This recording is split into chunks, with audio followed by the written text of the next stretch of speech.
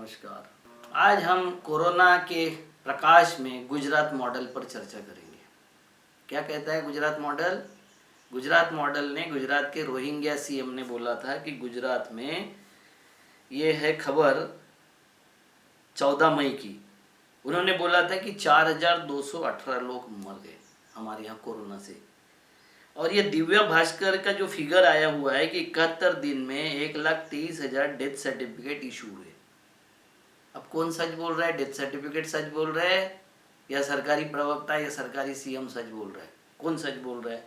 और इसके सारे फिगर है, कौन से कब मरे, कितना हुआ, डेथ सर्टिफिकेट कब जारी हुए, इसका सब का है पूरा पूरा यानी चिट्ठा है।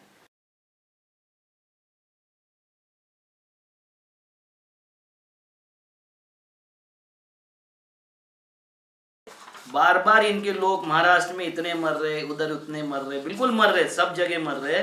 और इसका सब मरने का जो पाप है वो सब आदरणीय मोदी जी का है। क्योंकि आप बताइए, एक तरफ मोदी जी ट्वीट करते हैं कि विरोध, सशक्त विरोध मेरे सरकार को होने का मतलब है डेमोक्रेसी जिंदा है और मैं स्वागत करता हूँ विरोध का।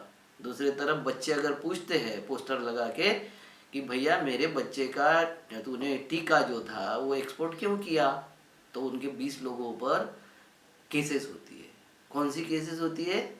तो भैया झूठ बोलने की या राष्ट्रद्रोह की कोई भी केसेस लगा सकते हो, उनको अरेस्ट भी कर लेते हैं। क्यों भैया? एक तरफ तुम बोल रहे हैं कि मैं विरोध का स्वागत करता हूँ, दूसरी तरफ विरोध होता है उसका इस तरीके से करते हो।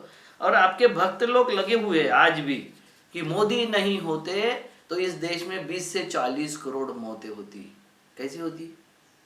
बंदूक से मारते? क्या करता? इतनी इरेगुलरिटी तो कोई पीएम ने और किसी राज्य ने और किसी सरकार ने नहीं किया, कभी नहीं हुई इस देश में इतनी इरेगुलरिटी। आपके लोग यानी जो बरगलाते हैं, बोलते हैं, मुझे ये बताइए कि 4,000 लोग अगर बोल रहे हैं उत्तर प्रदेश के सीएम कि 4,000 लोग मरे, तो 4,000 लोगों की अंतक्रिया नहीं कर सकती है सरकार? मगर नहीं, वहां की जो मृतकों की संख्या लाखों में है, जो नदी में मिल रहे हैं वो हजारों में हैं। अभी तक 2,000 डेड बॉडी निकाल चुके हैं 2-3 घाटों में। कई घाटों पर ऐसी डेड बॉडियां बालू में गाड़ दिए क्योंकि उनके पास में अंत्य संस्कार के पैसे नहीं थे।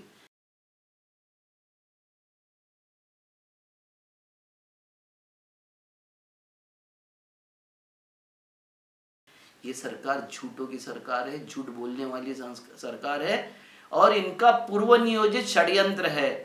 आदमियों को मारने का ये जो षड्यंत्र है पूर्व नियोजित है। मोदी सरकार को यहाँ की जनता से, भारतीय जनता से कोई लेना देना नहीं है। उनको अपना इमेज बिल्डिंग का प्रोग्राम चलाना है, इमेज सुधारना है। मोदी जी, इस तरीके से इमेज नहीं सुधरेगी। आपके भक्त कुछ भी बोले, किसानों के विरोध में कुछ भी बोले, गोबर नहीं खाएंगे, गौमूत्र से नहीं चलेंगे। आज ही आपका भक्त इजराइल के प्राइम मिनिस्टर को ज्ञान देने के लिए चला था। उसने बोला था कि इजराइल में हमने भी सपोर्ट किए, तो इजराइल के प्रधानमंत्री ने हमारा झंडा क्यों नहीं लगाया?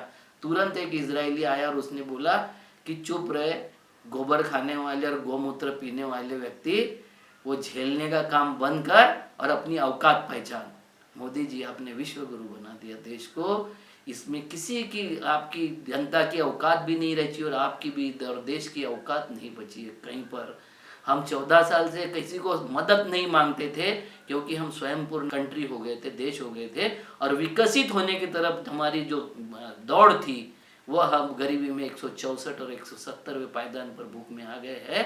आप इसके तरफ कुछ नहीं करोगे, आप नहीं कर सकते कुछ भी, आपके बस का रोग नहीं है। क्योंकि आपको एक बात बताता हूँ, बारात के घोड़े और बग्गी के घोड़े कभी सूर्य रथ के अश्व नहीं बन सकते। देश को चलाना मतलब सूरज के अश्व का काम होता है, ये बाराती घोड़े का काम नहीं होता है। आप छोड़ दीजिए सत्ता, आप सत्ता से नीचे आइए और कैसे सक्षम, जो जैसी शुरुआत में बनी थी, सरकार बनी थी कि जितने एक्सलेंट टैलेंटेड लोग थे उनको साथ में लेके और देश को उभारने की आज जरूरत है। क्योंकि हमारा देश गर्त में जा रहा है। भक्तों को संभालिए, नहीं तो इस देश में भक्तों की जान को खतरा हो जाएगा। जिस मोमेंट में ये और उफान पर आएगा लोगों का गुस्सा, उस वक्त भक्तों की खैर नहीं। और सारे भक्त आपके चिन्मय तन्मय जितने अमेरिका यूरोप में बैठे हुए हैं, बचे हुए जो यहाँ हैं उनके लिए यहाँ कोई सुरक्षा नहीं रहेगी और ये सुरक्षा की कोई गारंटी आप दे नहीं सकते। नमस्कार।